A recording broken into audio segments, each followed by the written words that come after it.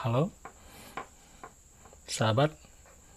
Hari ini saya akan bercerita yang saya pahami. Tapi sebelumnya, perkenalkan, saya Adi. Saya masih aktif sebagai perawat di Rumah Sakit Negara, di mana itu sekarang menjadi ujung tombak untuk saat ini yang sedang merebak, yaitu wabah virus corona. Jadi, saya ingin berbagi yang saya tahu, yang minimal memberikan kabar baik atau berita baik, di mana sebagian besar saat ini adalah kebanyakan diberitakan kabar-kabar yang konotasinya negatif, yang malah menakutkan, memberikan kekhawatiran, dan efeknya melemahkan daya tahan tubuh. Nah, ini saya akan bahas tentang hal itu. Jadi, saya mulai dengan suatu gambaran bagaimana sesuatu yang semakin halus itu efeknya semakin hebat. Jadi gambarannya ini gampangnya sebagai gross atau yang kasar, kemudian ini refine yang halus. Jadi sesuatu yang mengarah menjadi semakin refine, semakin halus, itu substansinya malah semakin hebat. Atau sebagai gambaran gampangnya begini, misalkan kita ingin menghancurkan suatu kota dengan menggunakan dinamit. Mungkin ada 1-2 rumah bisa hancur. Itu dinamit kan besar. Kemudian yang lebih kecil, misalkan menggunakan granat atau peledak yang lainnya yang lebih kecil, itu juga mungkin bisa menghasilkan ledakan yang lebih hebat lagi. Tapi tahukah Anda, yang paling kecil yang disebut dengan atom atau bom atom itu sangat halus, tapi efeknya Bapak Ibu bisa lihat Nagasaki sama Hiroshima itu hancur oleh bom atom. Maksudnya sesuatu yang halus itu sifatnya bisa mengubah banyak hal, dan itu semakin halus dan juga semakin sederhana. Seperti yang sekarang ini, virus corona bentuknya tidak kelihatan, halus, kecil, mungil, tapi efeknya menakutkan seperti sekarang ini. Nah, saya ingin membagikan sebuah ilmu yang saya pelajari yang kebetulan cocok sekali dan pas dengan saya. Saya tidak tahu dengan Anda apakah ini cocok atau tidak.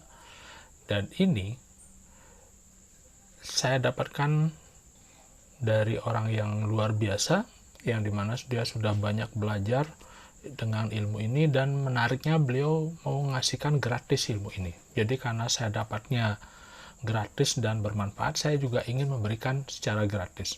Jadi ilmu ini namanya ilmu elemen.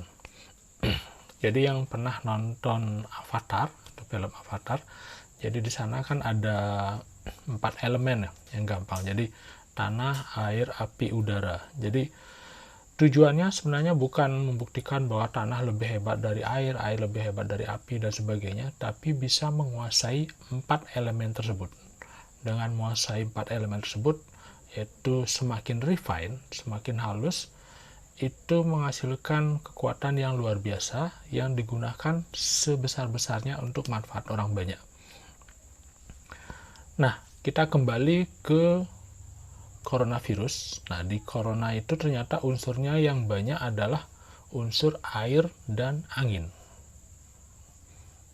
Mungkin di awal kelihatan bingung kenapa bisa begitu. Terima saja dulu, karena saya juga di awal belum paham sekali. Tapi ternyata dengan memahami ini, kita bisa minimal, kalau kita punya musuh, kita mengetahui musuh itu seperti apa.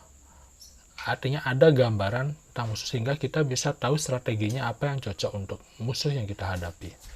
Jadi dengan unsur air dan angin itu, hubungannya pertama, air sifatnya lembab. Nah, beberapa daerah yang terjangkit semakin kuat efeknya, lebih banyak ternyata efeknya ke daerah yang lembab, yang air. Jadi itu air sama ini musuhnya kan api ya. Jadi kalau kita berada di daerah khatulistiwa itu cenderung lebih bagus. Kenapa? Karena unsur api yaitu matahari itu mampu melindungi kita. Jadi di beberapa kejadian yang saya amati, dari misalnya di Italia itu ada beberapa pasien yang tidak dapat tempat tidur sampai istilahnya dia tidak sempat diinfus, tapi ternyata mereka selamat. Sementara yang diinfus banyakkan yang meninggal. Ternyata infus salah satu itu bisa menguatkan efek corona. Nah ini agak unik sekali, tapi sideline aja dulu karena memang ini kejadiannya ada dan itu masuk akal. Jadi karena unsur air diberikan air, efeknya malah menguatkan. Itu. Kemudian ada unsur angin. Unsur angin itu yang membuat dia gross atau istilahnya semakin memperburuk efeknya adalah apabila ada unsur ketakutan, kekhawatiran. Jadi beberapa daerah yang suka menonton film horor atau drama Korea, pokoknya yang mengguncang emosi, menyebabkan kita khawatir dan menakutkan itu, ternyata efeknya malah memperkuat virus corona. Jadi kita bisa lihat beberapa berita, kemudian juga di WA dan apapun cenderung untuk membuat kita takut, cenderung membuat kita khawatir dan sebagainya. Nah, efek kekhawatiran dan ketakutan itu yang memperkuat virus ini. Dan yang lucunya, kalau di dalam tubuh kita mengenal ada namanya ilmu PNI, yaitu psikoneuroimunologi, di mana bagaimana sistem saraf dan kekebalan tubuh itu sinergis, saling berhubungan. Jadi gambarannya itu cara kerja saraf itu persis sama dengan cara kekebalan tubuh. Jadi dia akan mengenali sebuah informasi, kemudian juga akan menghasilkan reaksi-reaksi tertentu. Sebagai contoh, di saat kita khawatir, pikiran yang dengan berita-berita negatif itu, efeknya kekebalan tubuh ikut bereaksi. Jadi bereaksinya itu kadang-kadang bereaksinya berlebihan. Sebagai contoh, ada beberapa protein tertentu yang di dalam tubuh biasanya normal, tapi karena bereaksi berlebihan, protein itu dianggap musuh. Sebagai contoh, kita misalnya habis capek di kantor, kemudian mikirin, oh ternyata pekerjaan ini semakin ruwet, apalagi dengan kita harus kerja di rumah dan sebagainya, di mana perekonomian juga semakin melambat. Nah, efeknya membuat pikiran kita stres, akhirnya kekebalan tubuh itu reaksinya berlebihan.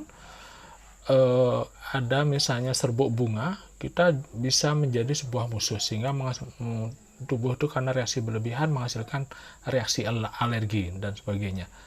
Jadi reaksi berlebihan itu malah menghancurkan, istilahnya dia membabi buta, menyerang, dan itu efeknya malah membuat tubuh menghasilkan suatu kondisi sakit dan penyakit.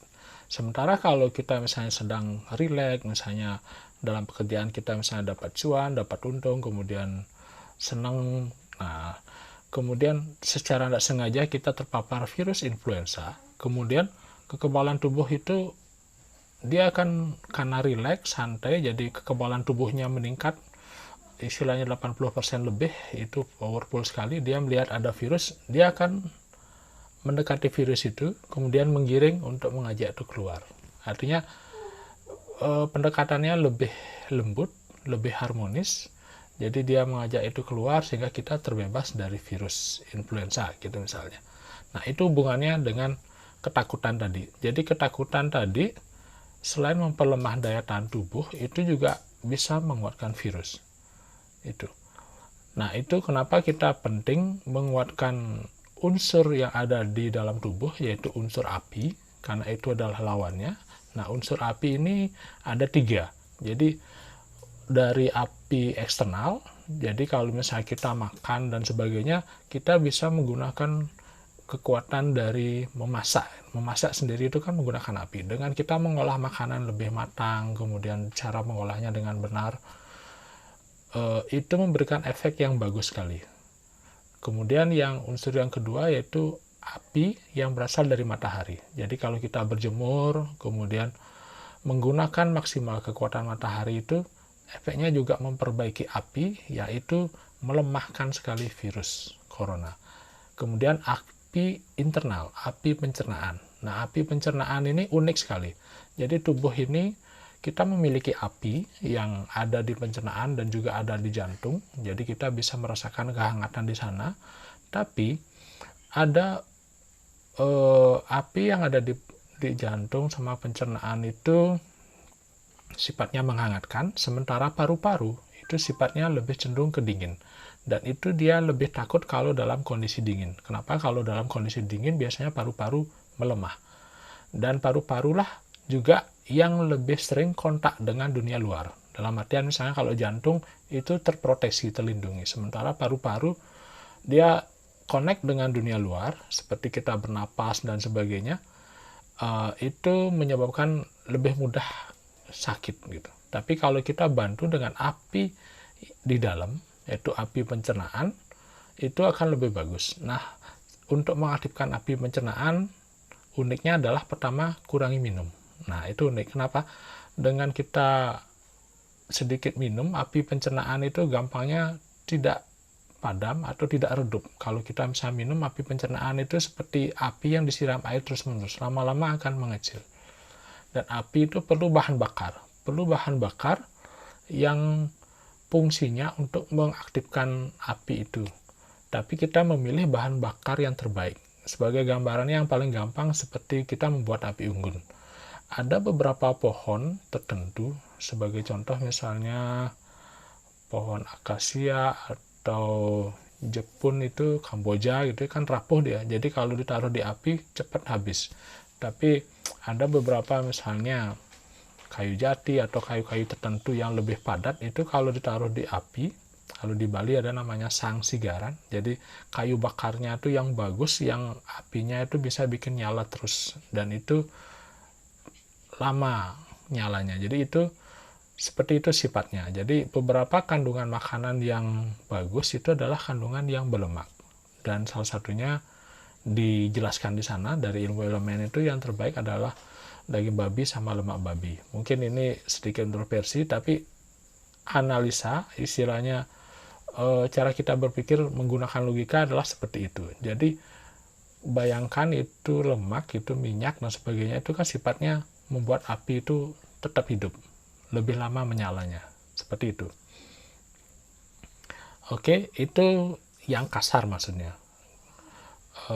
Kalau kita menuju ke kekuatan yang lebih halus, untuk api yang lebih halus, jadi semakin subtil, semakin halus itu semakin efektif. Jadi api itu adalah menerangi. Jadi bagaimana kalau kita bisa sering membantu siapapun di dunia ini, makhluk ini, untuk kita terangi. Terangi itu cahaya. Jadi cahaya itu salah satunya juga pengetahuan. Dengan membagikan pengetahuan ini adalah salah satu juga menerangi. Nah, yang uniknya apa yang terjadi di luar itu berpengaruh juga terjadi di dalam. Maksudnya di saat kita membantu memberikan sebuah pengetahuan, di mana pengetahuan itu memberikan cahaya atau menerangi, itu efeknya juga ke kita. Jadi kita ikut juga diterangi. Nah, seperti itu. Jadi misalnya membukakan jendela sehingga sinar matahari bisa masuk, kemudian menghidupkan lampu atau mungkin mematikan lampu biar tidak boros. Pokoknya yang ada hubungannya dengan unsur api kita tingkatkan, kita refine. Misalkan dengan seperti tadi, yang pandangan saya itu adalah seperti membagikan pengetahuan. Jadi guru itu kan seperti pelita di kegelapan. Jadi dengan memberikan pengetahuan yang benar, kemudian mendapatkan manfaat dari itu, kita juga efeknya mendapatkan manfaat. Jadi seperti itu. Nanti lebih lengkap apa saja yang bisa kita tingkatkan, nanti kita bahas lebih lanjut. Oke. Jadi sederhananya sekarang, kurangi kekhawatiran, kurangi ketakutan, karena itu adalah unsur angin yang gross. Jadi kalau itu membuat virus semakin kuat dan daya tahan tubuh kita juga semakin lemah. Itu aja dulu. Kemudian untuk unsur air, kalau kita haus baru kita minum. Nah, kemudian bagaimana kita menghangatkan diri dengan mengaktifkan unsur api yang ada di luar maupun yang ada di dalam. Oke, itu saja dari saya. Terima kasih.